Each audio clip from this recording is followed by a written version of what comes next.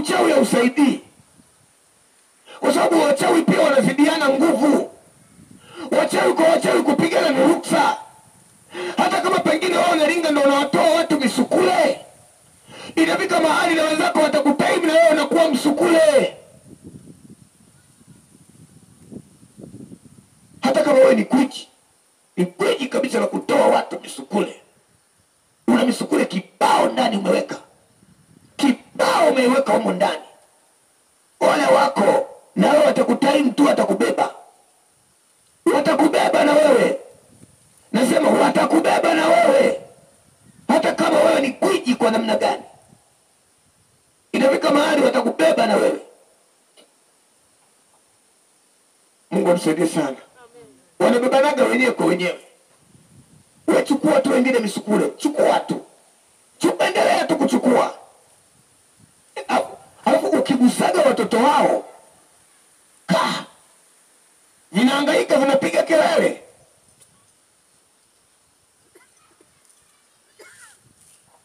Lakini watoto wa wenzao ndio nyama, wakwao hawataki. Hii ni tabia nani? Ya wachawi hao. Mungu atusaidie sana. Mmoja akatakiwa kutoa nani nyama, na yeye alimkimbiza mtoto wake kwenye maombi. Mchungaji niombe, mwanangu naona anakufa. Anamfikia mchungaji akamwambia, wewe acha tabia zako. Wewe unatakiwa kutoa. Ulishatoa, umekula wa wenzako, na wewe pia ni zamu yako kutoa. Sasa mgeukie Yesu, acha hizo takataka. Mungu atusaidie sana. Jina la Bwana libarikiwe. Kama Yesu hayupo kwenye maisha ya mtu ni hatari. Hatari inaanzia hapa. Kama Yesu hayupo kwenye maisha yako, unaanza kuwa mtumwa wa wengine. Utapata faida wewe, watu watapata faida kupitia wewe. Kama Yesu hayuko ndani yako, watu watapata faida kupitia wewe. Wachawi watapata faida kupitia wewe. Mafrimasoni watapata faida kupitia wewe. Illuminati watapata faida kupitia wewe. Waganga wa kienyeji watapata faida kupitia wewe. Wauza bongo watapata faida kupitia wewe. Wauza tumbaku watapata faida kupitia wewe. Wauza ugoro watapata faida kupitia wewe. Malaya watapata faida kupitia wewe. Hawa machangudoa watapata faida kupitia wewe. Kama una Yesu watapata faida. Watakuwa na nani? Watakuwa unazipeleka tu. Vya unazipeleka tu. Kila weekend unazipeleka tu. Kila weekend unapeleka hela tu. Kila weekend unapeleka tu. Kwa hiyo wao wanapata faida. Kwa nini wanapata faida? Kwa sababu umemkataa Yesu. Unapata kibunda chote cha hela namna hii, unazipeleka. Mungu atusaidie. Na wanafaidi kweli, wanafaidi, wanazichukua. Mwisho wa siku unakuja kufa. Unakufa masikini. Unakuwa mzee, hauna hata kibanda.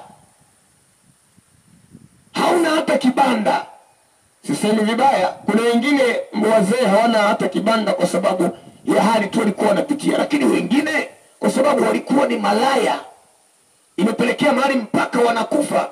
Pesa zote walipeleka kwenye umalaya, hawana hata kibanda cha kuku. Hata kibanda hakuna. Mwisho wa mwezi kupika anapata mamilioni. Au kwenye nini? Kwenye pombe.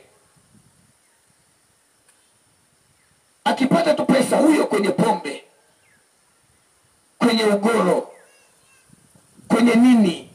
Haya, wafuga majini, akipata tu pesa ni kwenda Zanzibar kununua jini, kuongeza jini lingine.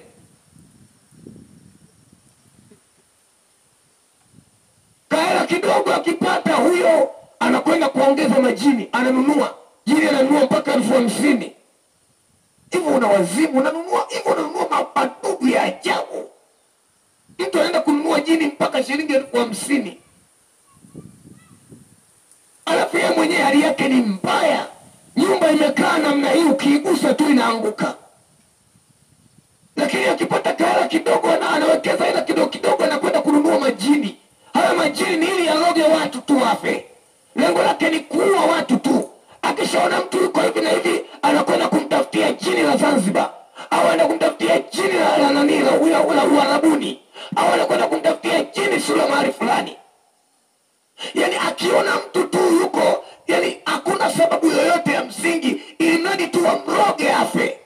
Maisha yako yenyewe ni mabaya, kanyumba kinaokaa kabaya. Alafu baada basi uwekeze hizo hela, hata ufanye vitu vizuri vya maendeleo. Unawekeza hela kwenda kununua majini. Sikia wewe, sikia habari za Yesu upone. Acha kufanya vitu vya ajabu. Hayo majini hayo yenyewe ndio atakayo kuletea madhara kwenye maisha yako. Hayo ndio atakayopelekea uhukumiwe. Leo unapata hela, baadaye uweke unaenda kununua majini ili kwamba ukomeshe mtu. Na yule nitamkomesha, nakwambia nitamkomesha yule. Ananidai mjanja, hanijui mimi, mimi nitamuonyesha. Nitamwendea mahali hapo mpaka atajua. Kweli bwana. Anavunja kikoba, anapanda gari Bukoba. Anavunja kikoba, anapanda gari Bukoba. Nini? Kuna mtu anamwendea ili amkomeshe. Unajikomoa mwenyewe mama, unajikomoa mwenyewe mshirikina, unajikomoa mwenyewe mchawi, unajikomoa mwenyewe.